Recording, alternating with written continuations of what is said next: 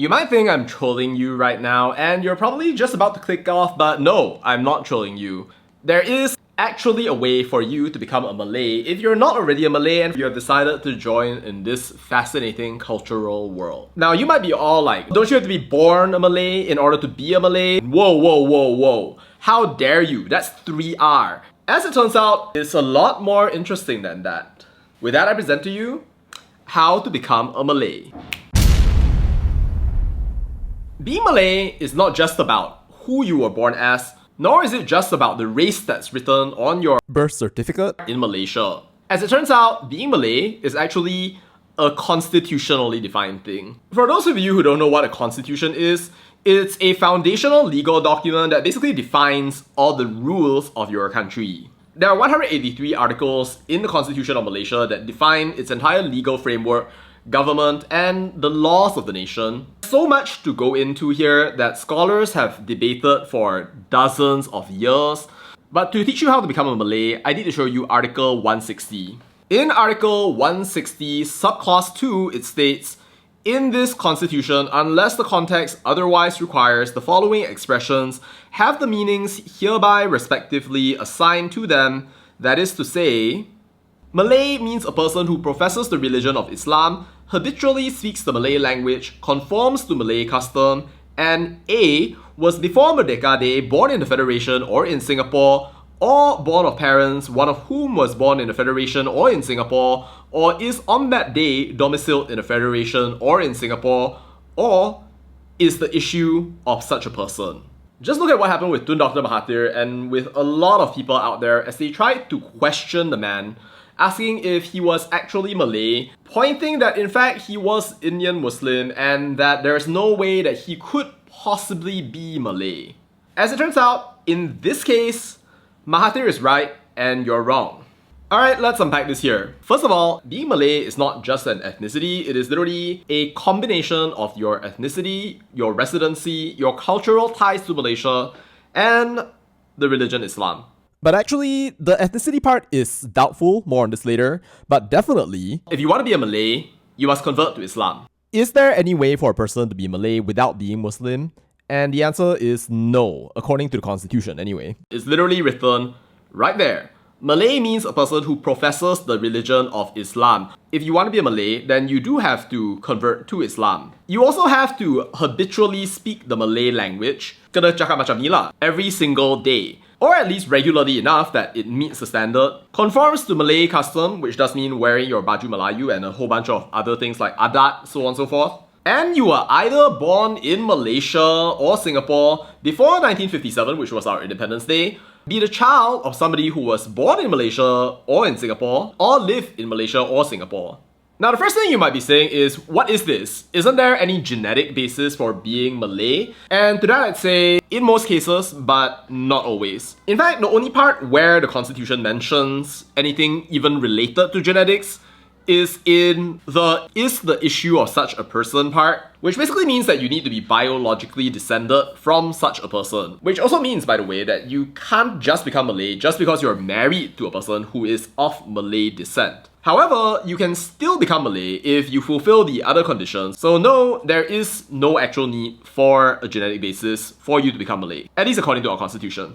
This means that if you, a Chinese person or an Indian person or somebody who is of another race, were to live in Malaysia and then convert to Islam, you can technically be called a Malay. In fact, there are some people out there like Ridhuan Tee Abdullah and Firdaus Wong Wai Hung who are literally going out, despite their initial Chinese heritage, becoming more Malay than actual Malay people. They go around mocking their old race, whatever that means, and acting even more Malay compared to people who were born Malay. Which is interesting, some may say strange, others may call the behavior of a traitor, but the constitution says is completely valid.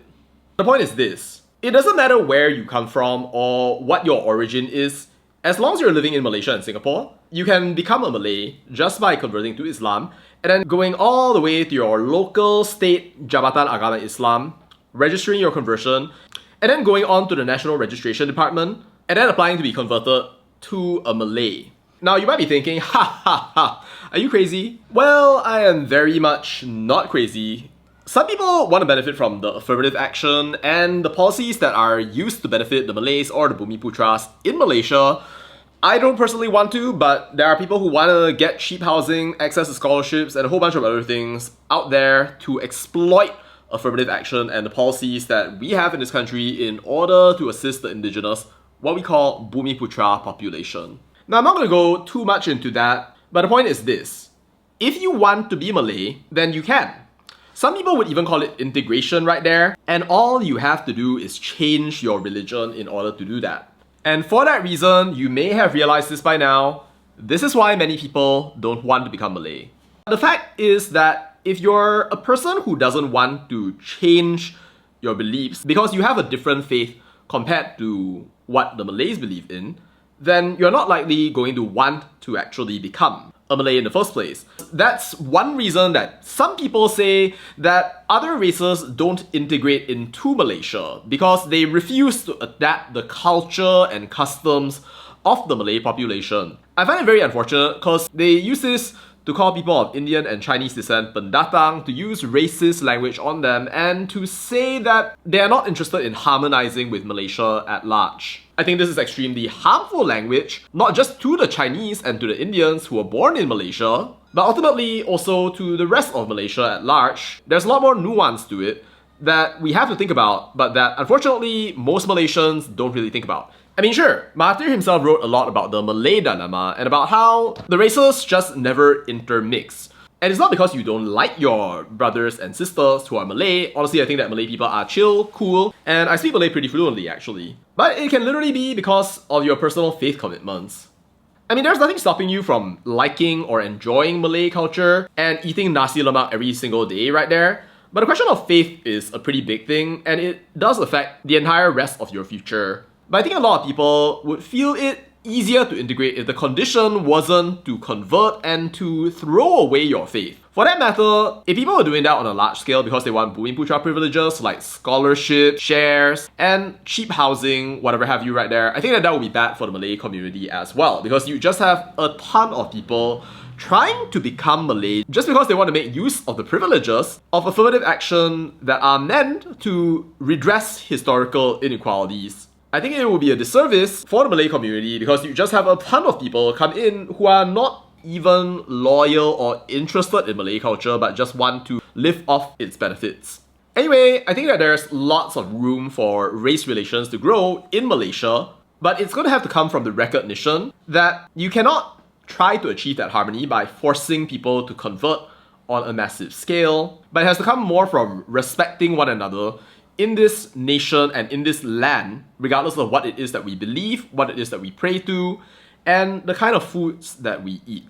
There are definitely more ways to make sure integration can take place more on a national scale, such as making sure that people all know Malay by a certain age, regardless of whether they attend national schools or international schools, and giving people chances to spend more time together in not just urban centers but also in rural areas. When it comes to the question of education, I think a lot of people would say that we need to have a national schooling system. And if I were to go back in time, I would absolutely agree that that's something that needs to happen. More people would be able to mix with one another, and you could address the problem of people never actually meeting one another despite being part of the same country. But I don't think we can put all the spirits or the choices that were made by past administrations back into Pandora's box. So I think that there's more to it which we should explore. Stuff like site visits to actual Malay-dominated neighborhoods, more intermixing, and a whole lot of other things that we can explore. If I say that I don't want to become Malay, it's not because I'm trying to insult you or anything like that. It's just because I don't believe in what you believe, and that is okay, because we are free to believe what it is that we do believe. Lakum dinukum waliyadin. That freedom, in the same way as being Malay is defined in the Constitution, is also guaranteed to all citizens of Malaysia. And it's not something that you can force people to choose. Anyway, I hope that you found that interesting. Make sure to like and subscribe if you haven't already, and I look forward to seeing you in the next video.